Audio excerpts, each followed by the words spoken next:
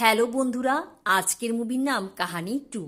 মুভির গল্পের শুরুতে দেখানো হয় বিদ্যা সিনহা নামের একজন মধ্যবয়স্ক বিধবা মহিলা তার মেয়ে মিন্নিকে নিয়ে চন্দননগর নামের একটা ছোট্ট শহরে থাকে। মিন্নি কোমর থেকে নিচ পর্যন্ত পক্ষাগস্ত এবং তার চলাফেরার জন্য হুইলচেয়ার ব্যবহার করতে হয়। মিনির অপারেশনের জন্য টাকা জোগাড় করতে বিদ্যা চেষ্টা চালিয়ে যাচ্ছে। তার স্বপ্ন সে টাকা জমিয়ে মিন্নিকে নিউ ইয়র্কে নিয়ে যাবে এবং অপারেশন করাবে, যাতে মিন্নি আবার চলাফেরা শুরু করতে পারে। এদিকে মিন্নির ডাক্তারও ফোন করে বলে নিউ ইয়র্কে ডাক্তার হাঁ করেছে তাদের পাসপোর্ট দেখে মিন্নির চিকিৎসা নিউ ইয়র্কে হবে। একদিন রাতে বিদ্যা কাজ থেকে বাড়ি ফিরে দেখে যে মিনি বাড়িতে নেই। সে এদিক ওদিক মিনিকে অনেক খোঁজার চেষ্টা করে, কিন্তু কোথাও খুঁজে পায় না। তখনই বিদ্যার কাছে একটা অজানা নাম্বার থেকে ফোন আসে। ফোনদাতা মিনির ঠিকানা দেয় এবং বলে যে মিনিকে বাঁচাতে হলে বিদ্যাকে সেখানে পৌঁছাতে হবে। বিদ্যা ভয় পেয়ে যায়, দ্রুত সে ঠিকানায় রওনা দেয়। রাস্তা পার হওয়ার সময় একটি ট্যাক্সি বিদ্যাকে ধাক্কা মারে। তার একটা বড় দুর্ঘটনা ঘটে। ট্যাক্সি ড্রাইভার বিদ্যাকে একটা নার্সিংহোমে ভর্তি করিয়ে দেয়। সেখানেই বিদ্যার চিকিৎসা চলছে। Police sub inspector Indrajit Singh কেসটি তদন্ত করতে সেখানে আসে এবং ডাক্তারের সাথে কথা বলে।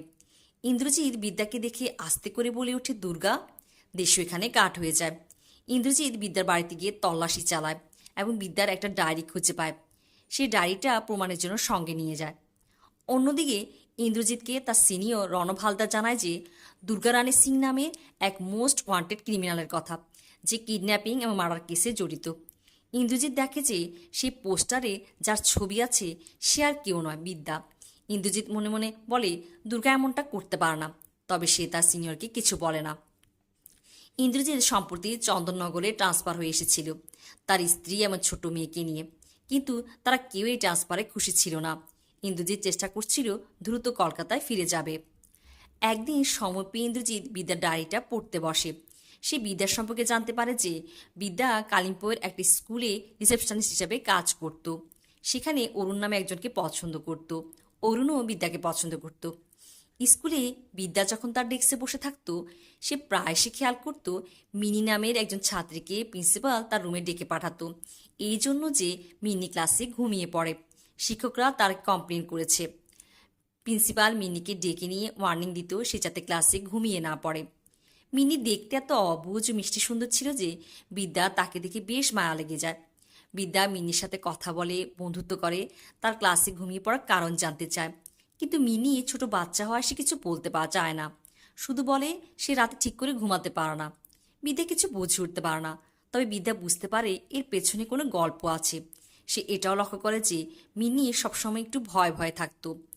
মিনির কাছ থেকে কোনো কিছু জানতে না পেরে বিদ্যা একদিন মিনির বাড়িতে যায় এবং মিনির দাদিমার সাথে দেখা করে। বিদ্যা বলে সে মিনির স্কুলের একজন টিচার। মিনি কিছু সাবজেক্টে দুর্বল হওয়ার কারণে তাকে এক্সট্রা টিউশন দিতে এসেছে। এই বলে সে মিনির দাদিকে পড়ানোর অজুহাতে রাজি করিয়ে মিনিদের বাড়িতে আসতে থাকে এবং মিনির সাথে ধীরে ধীরে বন্ধুত্ব তৈরি করে। শেষ পর্যন্ত বিদ্যা জানতে পারে যে মিনির কাকা মোহিত দিমান মিনিকে অ্যাবিউজ করে। বিদ্যা এটাই সন্দেহ করেছিল মিনির সাথে কিছু একটা অস্বাভাবিক ঘটছে। এই কথা জানার পর বিদ্যা তার শৈশবের কথা মনে পড়ে। সেও এ ধরনের চাইল্ড অ্যাবিউজের শিকার হয়েছিল, আর এটা ভেবে শিউরে ওঠে। বিদ্যা মিনির দাদিমার সাথে কথা বলে, তাকে সব সত্যিটা জানায়। কিন্তু মিনির দাদিমা এই কথাগুলো বিশ্বাস করে না এবং বিদ্যাকে সেখান থেকে চলে যেতে বলে। মিনির আঙ্কেল ছিল একজন বড় ব্যবসায়ী। তার সে শহরে অনেক বড় প্রভাব ছিল, তাই বিদ্যা তার বিরুদ্ধে বেশি কিছু করতে পারে না। অন্যদিকে অরুণ একদিন বিদ্যাকে জানায় যে তার অফিস থেকে তাকে লন্ডনে পাঠানো হচ্ছে এবং অরুণের সাথে সে বিদ্যাকেও সেখানে নিয়ে যেতে চায়। কিন্তু বিদ্যা এসব কথা শুনে খুশি হতে পারে না, কারণ সে তার ব্যক্তিগত জীবনে ফোকাস করতে পারছিল না। সে মিনির বিষয়টি নিয়ে চিন্তিত ছিল। শেষ পর্যন্ত বিদ্যা স্কুলের প্রিন্সিপালের কাছেও বিষয়টি বলে। প্রিন্সিপাল বিশ্বাস তো করেই না, উল্টো বিদ্যাকে চাকরি থেকে বরখাস্ত করে দেয়। এবার বিদ্যা ঠিক করে যে সে মিনির আঙ্কেলের বিরুদ্ধে পুলিশে অভিযোগ করবে এবং সে তাই করে। পুলিশ যখন মিনিকে জিজ্ঞাসাবাদ করে, মিনি ভয় কিছু বলতে পারে না, তাই পুলিশ মোহিত দিবানের বিরুদ্ধে কোনো কিছু করতে পারে না। মিনির দাদিমা এসব কথা বেশি এগোতে দেয় না এবং পুলিশের সামনেই বিদ্যাকে মিথ্যাবাদী প্রমাণ করে। এর ফলে পুলিশ সেখান থেকে চলে যায়। অন্যদিকে দেখা যায় যে যা কিছু হচ্ছিল তাতে মিনির মানসিক অবস্থার অবনতি ঘটে। বিদ্যা চুপিসারে যখন মিনিদের বাড়িতে কেউ থাকে না মিনির সাথে দেখা করতে আসে। মিনি বলে এগুলো তার জন্য হয়েছে, মোহিত আঙ্কেল তার সাথে আর কথা বলবে না। এগুলো বলতে বলতে হঠাৎ করেই মিনি ছাদ থেকে লাফ দিয়ে নিচে পড়ে যায়।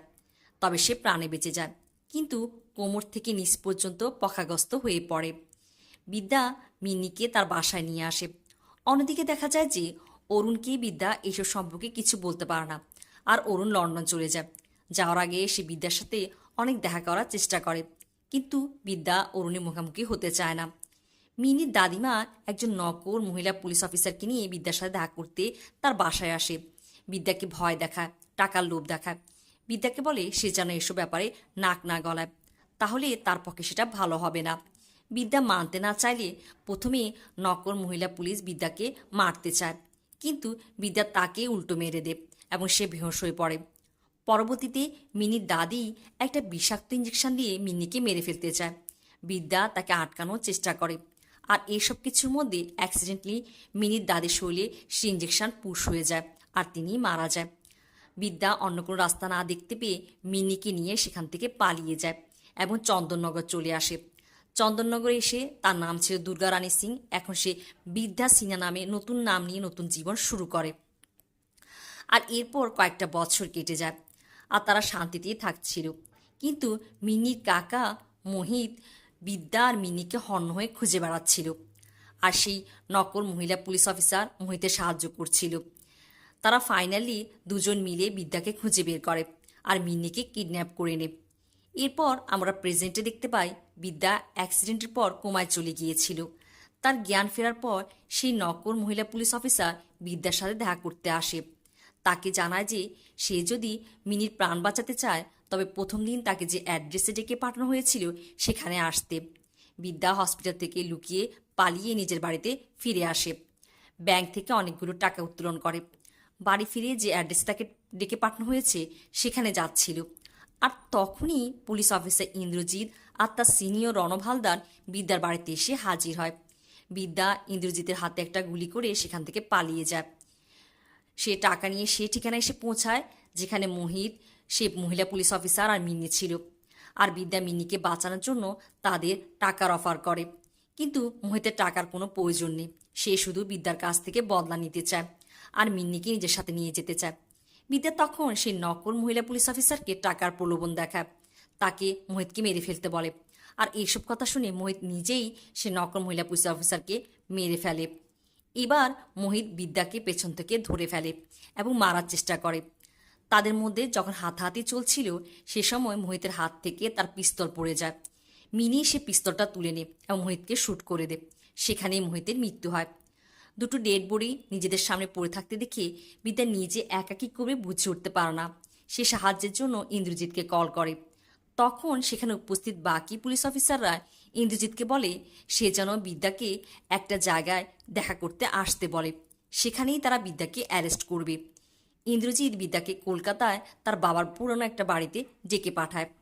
বিদ্যা মিনিকে নিয়ে সে বাড়িতে পৌঁছায়। এদিকে পুলিশ অফিসাররা সেই বাড়িটা ঘিরে ফেলে। ইন্দ্রজিৎ আর তার সিনিয়র রণব বিদ্যাকে অ্যারেস্ট করার চেষ্টা করে, কিন্তু বিদ্যা কোনোরকম একটা পিস্তল নিজের আয়ত্তে নিয়ে রণব হালদারের পায়ে গুলি করে। তারপর সে ইন্দ্রজিৎকে থ্রেট করে, বলে ইন্দ্রজিৎ যদি এখান থেকে বেরিয়ে না যায় তাহলে সে তার সিনিয়র রণব হালদারকে খুন করবে। ইন্দ্রজিৎ বেরিয়ে চলে আসে।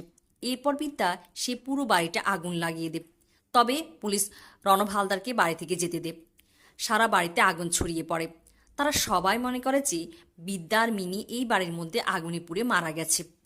তবে গল্পের আসল টুইস্ট এবার খোলে যখন আমরা বিদ্যা আর মিনিকে নিউ ইয়র্কে জীবিত অবস্থায় একটা এয়ারপোর্টে দেখতে পাই।